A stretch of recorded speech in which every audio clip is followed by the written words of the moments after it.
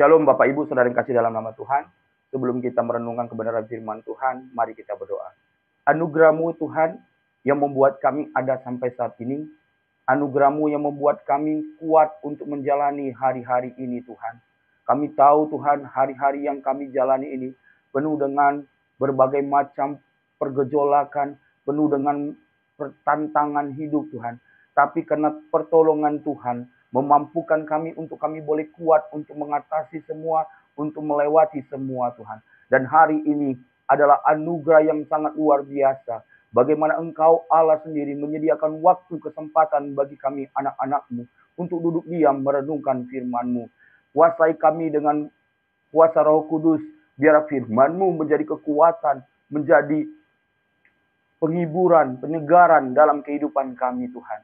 Biar kuasai kami dengan Roh Kudus sehingga kami boleh memahami dan mengartikan kebenaran firman-Mu di dalam kehidupan kami masing-masing Tuhan. Dan hamba yang menyampaikan urapi hamba, pakai hamba, biar apa yang hamba sampaikan semua berasal daripada Tuhan. Dan Tuhan dipermuliakan, Tuhan diberitakan. Dan kami yang mendengarkan, hamba yang menyampaikan, kami sama-sama diberkati. Di dalam nama Tuhan Yesus Kristus kami berdoa dan bersyukur. Amin. Ya, saya ingin mengajak kita semua membuka Alkitab kita di dalam Kejadian pasal 22 ayat 1 sampai dengan 22. Tapi kita akan membaca beberapa bagian ayat saja. Saya akan membacakannya bagi kita semua. Demikianlah firman Tuhan, Kejadian 22 ayat 1 sampai 22. Ayat pertama, kepercayaan Abraham diuji. Setelah semuanya itu, Allah mencoba Abraham. Ia berfirman kepadanya, Abraham. Lalu sautnya, ya Tuhan. Ayat 2, berfirmanlah, firman-Nya, ambillah anakmu yang tunggal itu, yang engkau kasihi, yakni Ishak. Pergilah ke tanah Moria dan persembahkanlah dia di sana sebagai korban bakara pada salah satu gunung yang akan kukatakan kepadamu. Ayat ketiga, keesokan harinya pagi-pagi, Abraham memasang pelana kedelainya dan memanggil 2 orang bujangnya beserta Ishak anaknya. Ia membelah kayu juga untuk korban bakara itu. Lalu ia berangkat dan pergi ke tempat yang dikatakan Allah kepadanya. Ayat 5. Kata Abraham kepada kedua bujangnya itu, tinggallah kamu di sini dan kedelai ini. Aku beserta anak ini akan pergi ke sana. Kami akan sembahyang, sesudah itu kami kembali kepadanya. Ayat 7. Lalu berkatalah Ishak kepada Abraham, ayahnya, Bapa, saut Abraham. Ya anakku, bertanyalah ia. Di sini sudah ada api dan kayu, tetapi di manakah anak domba bakara itu? Ayat 8. Saut Abraham, Allah yang menyediakan anak domba untuk korban bakara baginya anakku. Demikianlah keduanya berjalan-jalan bersama-sama. Ayat 11. Tetapi berselulah malaikat Tuhan dari langit padanya. Abraham, sautnya, ya Tuhan. Lalu berfirmanlah, jangan engkau bunuh anak itu dan jangan kau apa-apakan dia. Sebab telah kuketahui bahwa engkau takut akan Allah dan engkau tidak segan-segan untuk menyerahkan anakmu yang tunggal kepadaku. Ya, berbahagialah kita yang membaca dan merenungkan kebenaran firman Tuhan. Nanti Bapak Ibu boleh membaca lanjutannya. Dan tema renungan kita bicara tentang diproses bukan dihancurkan. Diproses bukan dihancurkan. Hidup sebagai orang percaya adalah perjalanan iman yang penuh dengan dinamika Bapak Ibu. Setiap kita pasti akan mengalami namanya proses pembentukan dari Tuhan. Proses ini bukanlah suatu yang asing, bukan suatu kebetulan yang dapat juga dihindari oleh kita manusia. Melainkan bagian integral dari panggilan kita sebagai orang percaya, sebagai umat Tuhan, untuk diproses sesuai dengan kehendak dan rencananya. Tuhan menggunakan berbagai cara untuk membentuk kita agar kita semakin serupa, segambar, dan memperkuatkan iman kita, dan mempersiapkan kita untuk melaksanakan rencananya yang mulia di tengah-tengah dunia ini Bapak Ibu. Cara Tuhan memproses kita, membentuk kita, itu bisa datang melalui sakit penyakit. Bisa itu datang dalam pergumulan keluarga kita. Bisa itu datang pergumulan ekonomi, kegagalan, kehilangan pekerjaan, kehilangan orang-orang yang kita cintai. Bahkan kegagalan yang membuat kali mengguncangkan hati dan pikiran kita. Tuhan menguji kita bukan karena Ia ingin menjatuhkan kita, bukan karena kita ingin dihancurkan, tetapi supaya kita dimurnikan, supaya kita diperindah, supaya kita diperkuat iman kita. Bahkan melalui ujian ini, Tuhan sedang membentuk karakter engkau, memperdalam hubungan engkau dengan Dia, Bapak Ibu, dan menyiapkan engkau untuk membawa dampak positif atau menjadi berkat bagi orang-orang di sekitar engkau, Bapak Ibu. Ketika diproses, kita bukan berarti sedang dihancurkan. Tidak, Bapak Ibu. Kita diproses Tuhan bukan karena Tuhan benci, bukan karena Tuhan tidak senang. Justru Tuhan sedang memperkuat engkau untuk menjadi saluran berkat bagi banyak orang. Proses ini adalah bukti kasih Tuhan yang tidak ingin kita tetap sama, berada dalam keadaan yang sama seperti lemah, dangkal, dan kita hidup dalam kenyamanan dunia. Tetapi kita dibentuk Tuhan supaya kita bertumbuh menjadi dewasa secara rohani, memperkuat iman kita, dan masih banyak lagi. Tapi sering kali dalam kehidupan kita salah mengertikan ketika kita diproses Tuhan. Ini membuat kita mengatakan, Tuhan, kenapa Engkau meninggalkan aku? Ingat Bapak Ibu, Yakobus 1 ayat 2-4 berkata, anggaplah suatu kebahagiaan apabila kamu jatuh dalam berbagai pencobaan, sebab kamu tahu bahwa ujian terhadap imanmu menghasilkan ketekunan, dan biarkanlah ketekunan itu memperoleh buah yang matang, supaya kamu sempurna dan utuh, tidak kekurangan apapun. Ujian bukanlah akhir dari perjalanan iman kita, melainkan transformasi yang Tuhan kerjakan di dalam kehidupan engkau dan saya, Bapak Ibu. Ujian adalah bagian cara Tuhan untuk mempersiapkan engkau masuk dalam kelimpahan rohani dan menjadi alat bagi kemuliaan Tuhan. Tuhan tidak menjanjikan engkau dan saya kehidupan tanpa badai. Tetapi Ia menjanjikan kekuatan untuk engkau melewati badai itu dalam damai sejahtera. Dan Tuhan memberikan kekuatan dalam engkau menghadapi pergumulan yang kau hadapi. Proses pembentukan Tuhan seringkali terasa seperti badai yang mengguncangkan hati kita. Tapi melalui badai itu, Tuhan sedang memperkokoh dan memampukan menahan engkau untuk melewati badai itu, Bapak Ibu. Ujian adalah alat Tuhan untuk memurnikan kita semua seperti emas di dalam perapian. Dan hari ini kita melihat bagaimana kisah seorang tokoh yang sangat luar biasa, Bapak Ibu. Bapak Abraham bukan berarti dia menjadi bapak orang beriman. Bukan berarti dia langsung diangkat. Enggak, Bapak Ibu. Tetapi dia melewati suatu tingkatan demi tingkatan. Pergumulan demi pergumulan di proses Tuhan begitu panjang, Bapak Ibu. Dan puncak di mana proses itu, di mana Tuhan menginginkan seorang anak yang tunggal. Anak yang dikasihinya. Anak yang selama ini dinanti-nantikan selama 25 tahun, Bapak Ibu. Betapa sebagai orang tua, mungkin ada perasaan sedih, mungkin ada perasaan kecewa. Tapi kita melihat justru Abraham tidak mempertunjukkan kekecewaannya. Abraham tidak menunjukkan protesnya kepada Tuhan. Tapi dia dengan kerelaan hatinya untuk dia dimurnikan, untuk dia dibentuk. Sehingga ketika ia melewati proses itu, bagaimana kita melihat bagaimana Abraham. Abraham dikatakan menjadi bapa orang percaya. Betapa dahsyatnya, betapa luar biasanya kita melihat teks ini. Kita dikoreksi lagi, kita dibentuk lagi, kita dimotivasi lagi untuk belajar bahwa kehidupan kita akan diproses oleh Tuhan. Bukan berarti ketika engkau diproses, bukan dihancurkan, tetapi Tuhan sedang membentuk engkau menjadi orang-orang yang luar biasa. Seperti Abraham, Bapak Ibu. Dari sini kita belajar bagaimana Abraham ketika diproses Tuhan. Apa yang dilakukan oleh Abraham? Yang pertama dikatakan, taat pada kehendak Tuhan.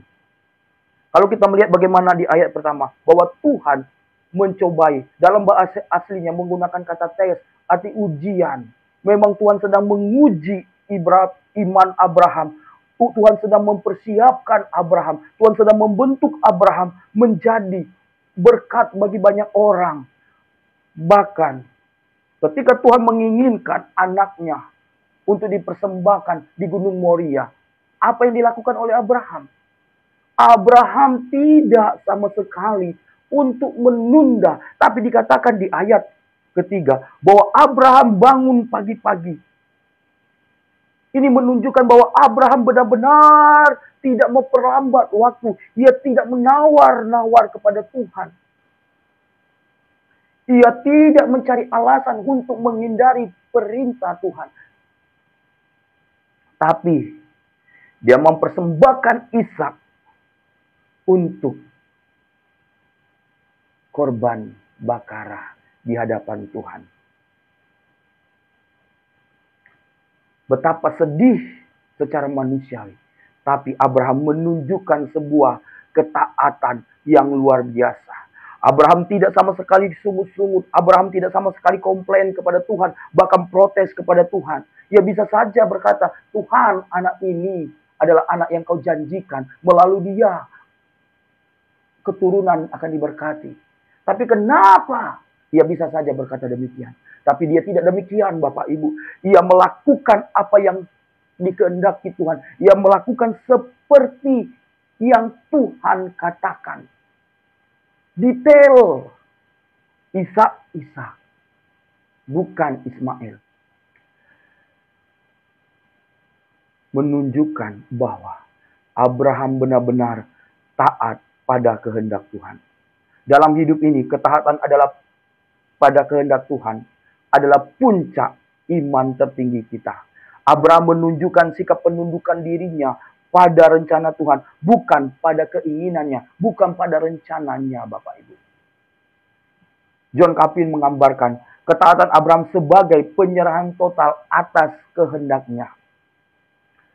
Bahkan John Calvin menekankan bahwa Abraham tidak hanya menyerahkan Ishak secara fisik, tetapi juga menyerahkan seluruh harapannya, impiannya, rencananya kepada Tuhan dan mempercayakan kehendak ilahi.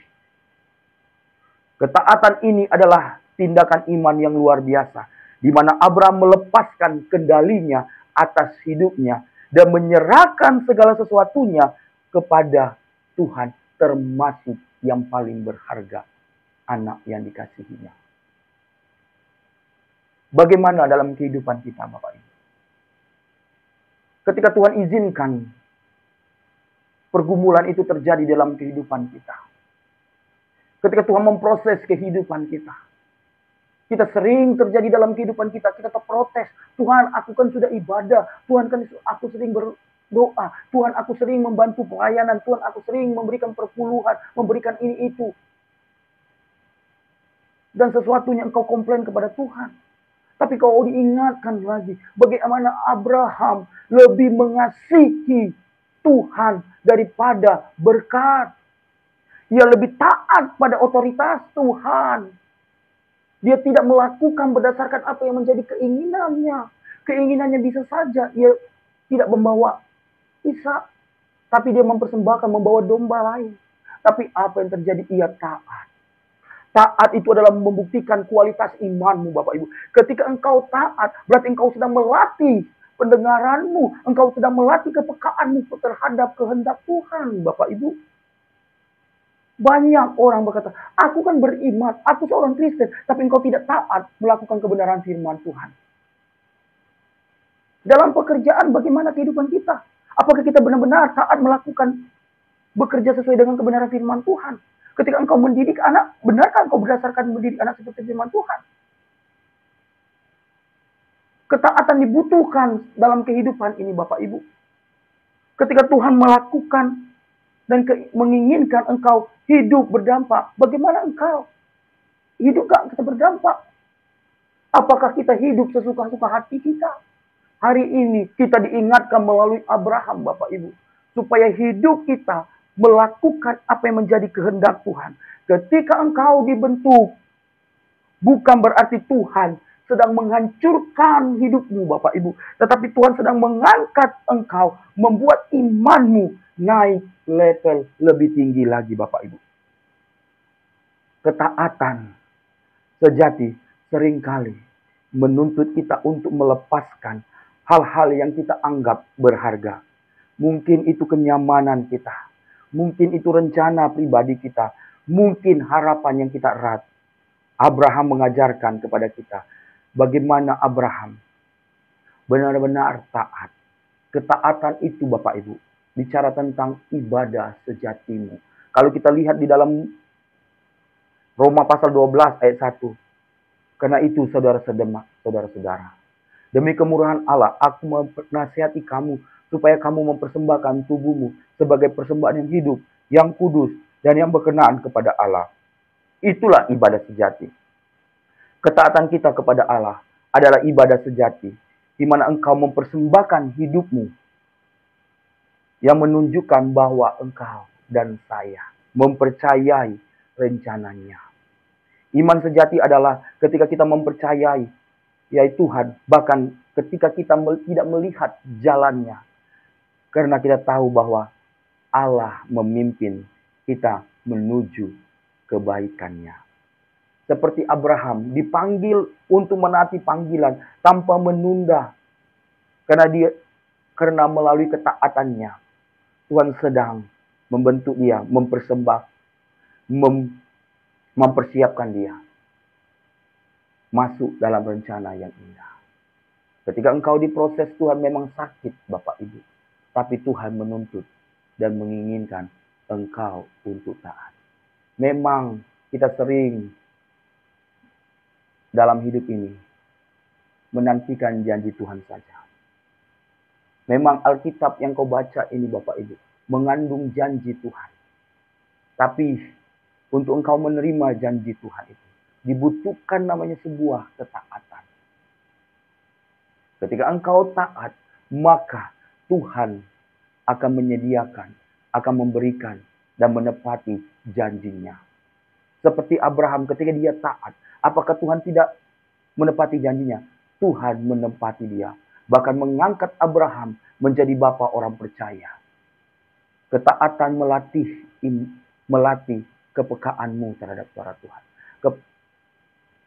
Ketaatanmu membuktikan kualitas imanmu Bapak Ibu. Yang kedua dari sini kita belajar bahwa hidup dalam pengharapan dalam Tuhan.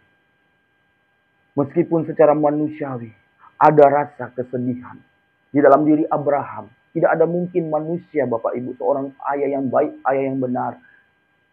Ketika anaknya dipersembahkan akan dibunuh tangannya. Gembira tidak ada. Pasti ada perasaan sedih. Abraham ketika mungkin melihat gunung itu dari jauh yang mulai dekat. Ada rasa kesedihan. Tapi kita melihat bagaimana Abraham justru menunjukkan kesungguhannya kepada Tuhan. Ketika dia dekat dengan Gunung Moria. Ketika dia sudah sampai di Gunung Moria. Ia berkata kepada dua bujangnya. Kalian tinggal di sini.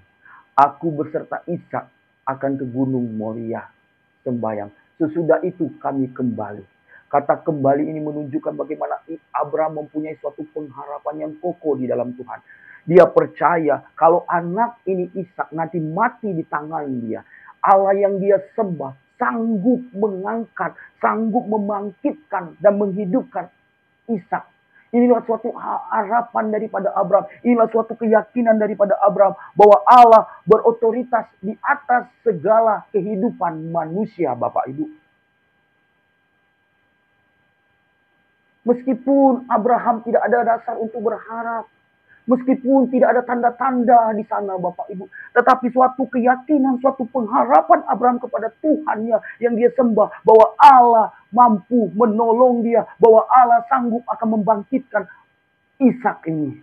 Kalau kita bisa baca di dalam Roma 4 ayat 18, sekalipun tidak ada alasan untuk berharap, Abraham tetap percaya. Mungkin dalam kehidupan engkau, Bapak Ibu, mungkin tidak ada lagi orang yang bisa mampu menolong engkau. Mungkin tidak ada lagi harapan bagimu. Tapi jangan pernah engkau dan saya putus harapan. Tetap saja berharap kepada Tuhan. Berharap di dalam Tuhan tidak akan pernah mengecewakan engkau. Pengharapan di dalam Tuhan akan membangkitkan imanmu, akan membangkitkan gairahmu untuk menjalani kehidupan ini, Bapak Ibu. Seperti Abraham.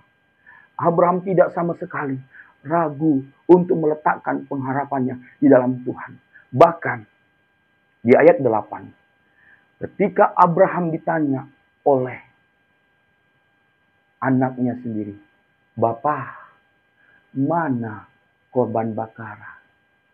Jawab Abraham, "Tuhan menyediakan."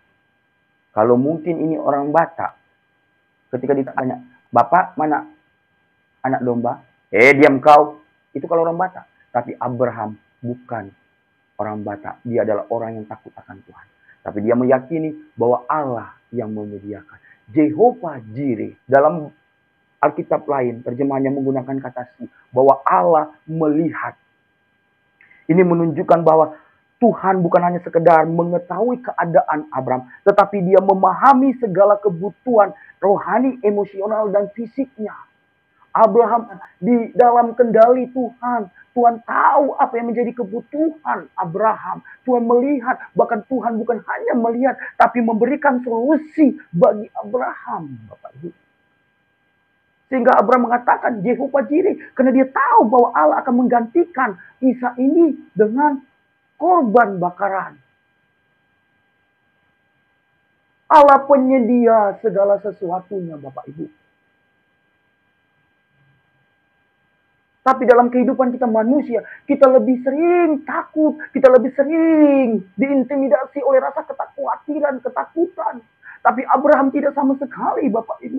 Abraham tidak sama sekali merasa takut. Dia tidak sama sekali gentar. Tetapi ia tetap membangun pengharapannya. Dia yakin bahwa Allah memegang kendali di atas segala sesuatunya.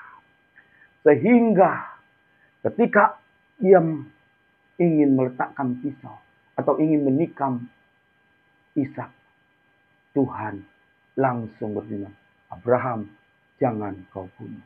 Dan ketika dia menoleh ke belakang, dia sudah mendapatkan domba yang dia butuhkan. Hidup dalam pengharapan berarti apa? Bahwa Allah yang kita sembah sanggup melakukan hal-hal mustahil. Dia tahu kebutuhan kita dan ia sendiri yang akan menyediakan kita. Pengharapan Abraham mengajarkan kita untuk tetap berpegang pada janji Tuhan. Bahkan dalam situasi tanpa pengharapan pun ia tetap berharap.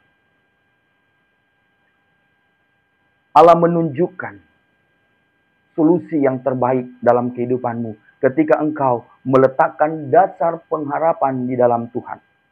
Ketika engkau meletakkan, Bapak Ibu, pengharapan dalam manusia, dalam materimu, dalam orang lain, itu akan mengecewakan seiring dengan waktu. Tapi ketika engkau meletakkan pengharapan di dalam Tuhan, tidak pernah dia mengecewakan engkau, Bapak Ibu. Ingat, Allah melihat segala sesuatu yang kau butuhkan, Bapak Ibu. Bukan yang kau inginkan. Dia tahu apa yang menjadi kebutuhanmu hari ini. Oleh sebab itu, dalam hidupmu, tetaplah berharap pada Dia.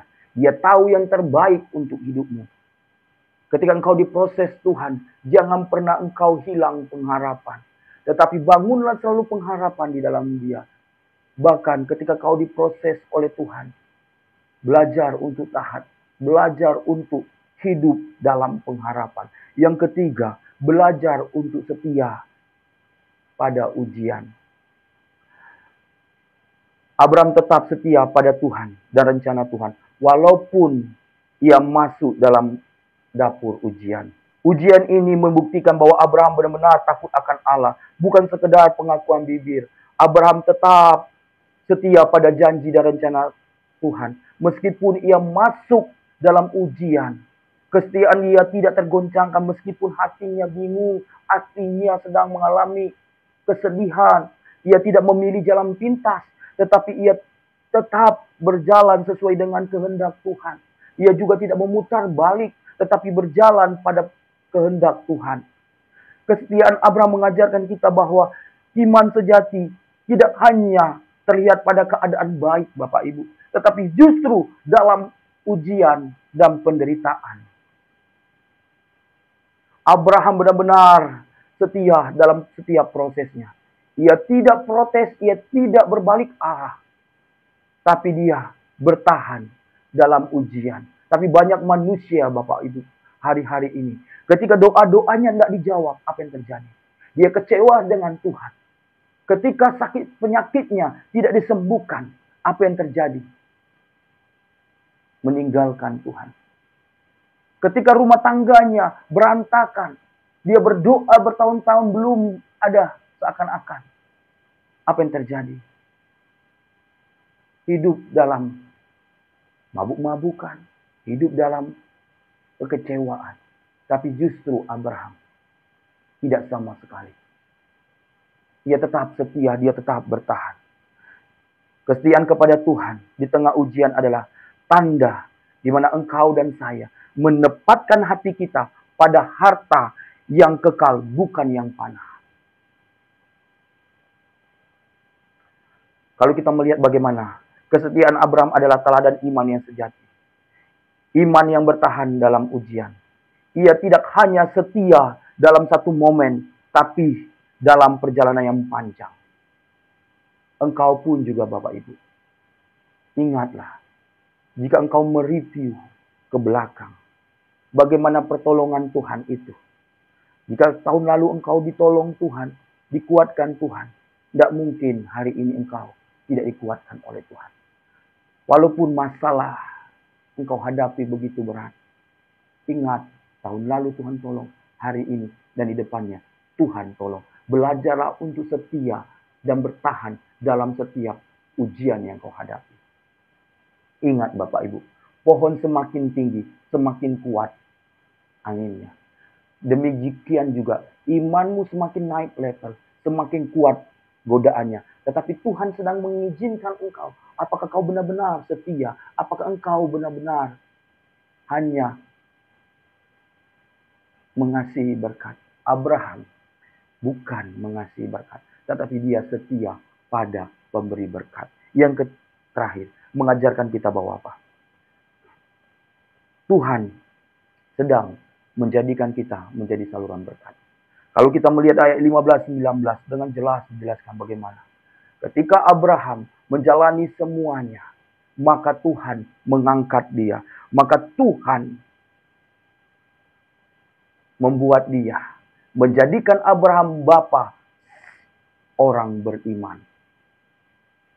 Bapak Ibu, saudara yang kasih Tuhan Yesus.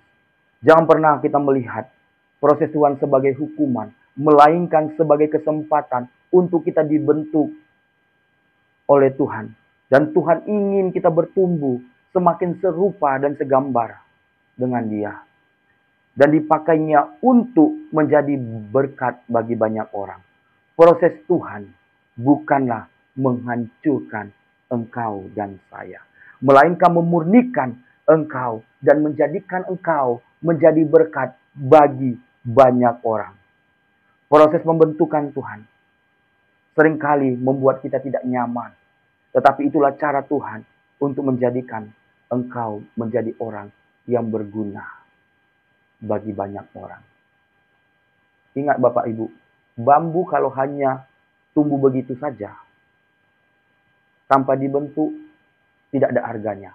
Tapi kalau bambu itu diambil dari batangnya, dari pohonnya, ditebang, dibentuk. Ada yang menjadi ada yang jadi kursi, ada yang menjadi tempat meja, dan lain-lain. Ada nggak harganya? Ada. Demikianlah kehidupanmu Bapak Ibu. Ketika Tuhan membentuk engkau, engkau ada harganya, engkau ada nilainya. Dan Tuhan menjadikan engkau saksi bagi banyak orang. Dan engkau menjadi berkat, berdampak bagi banyak orang.